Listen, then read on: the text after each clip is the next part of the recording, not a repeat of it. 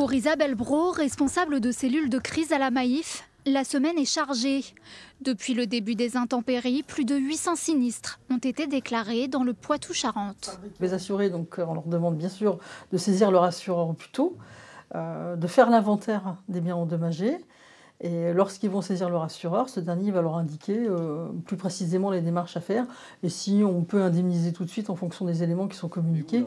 En début de semaine, les habitants des Deux-Sèvres et de Charente-Maritime ont été particulièrement touchés.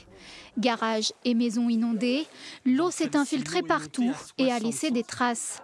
Certains assureurs se sont rendus sur place pour faire les premières constatations.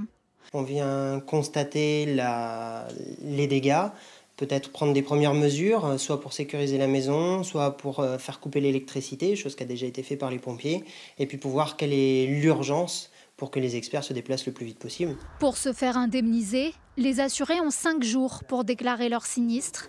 Un délai rallongé à 10 jours si la commune est décrétée en état de catastrophe naturelle.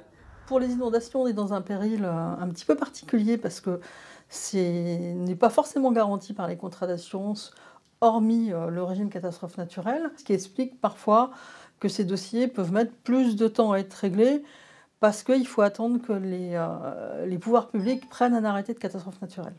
Pour l'instant, difficile d'estimer le coût des intempéries pour les assurances, d'autant que d'autres épisodes pluvieux sont prévus jusqu'en milieu de semaine prochaine.